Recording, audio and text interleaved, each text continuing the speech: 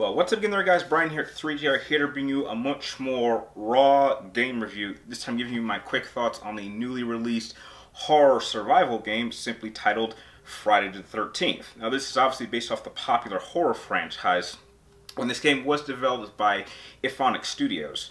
And to sum up this game, because there's really not much to it, the core gameplay is simply a survivor/slasher horror game, in which the point of the game is that 8 players get put in a specific location somewhere in the Friday the 13th world, and one person plays as Jason and the other 7 characters play as counselors or teenagers. And the whole point is either to, if you're playing as Jason, pretty much kill all the counselors before they somehow survive or somehow manage to take you down.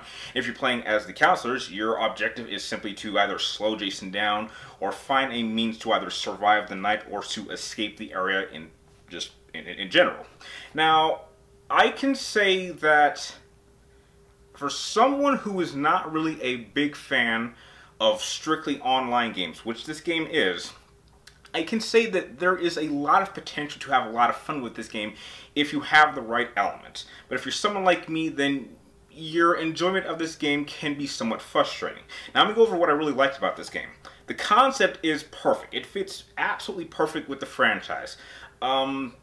Depending on which character you're playing, whether you're playing as the counselors or either playing as Jason, your experience will be varied. If you're playing as Jason, then the concept of hunting down these counselors and killing them in multiple different ways is very much enjoyable. You play as the hunter. You can use weapons that you're carrying. You can use tools that you can see lying around. You can use environmental hazards. You can set up traps. There's a multitude of ways that you can kill the counselors, and they're all very much enjoyable. If you're playing as the counselors, the objective is pretty much to use whatever resources you can find to either escape the area or slow Jason down. So, for one example, you can look around for parts of a car, and you can use those parts to repair a broken down car, and then you can pick up as many other counselors that are still alive, and you can drive them out of the area. Or you can call up the cops on the radio, which after about 5 minutes they will arrive and you can simply escape that way. There's a multitude of different scenarios in which these sessions can play out. And it's the unpredictable nature of how each one will vary from session to session that really adds to the highest value of replayability. However, the biggest factor that I think is really going to determine whether you're going to enjoy this or not is whether or not you're playing with friends or not.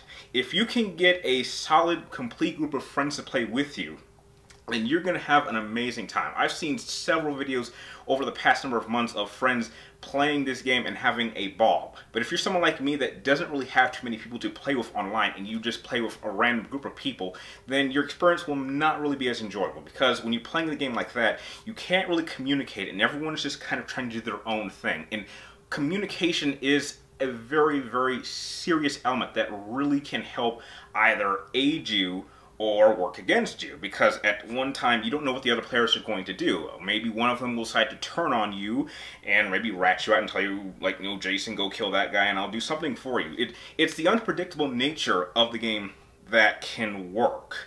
Now, some negatives I can say is definitely some connection issues.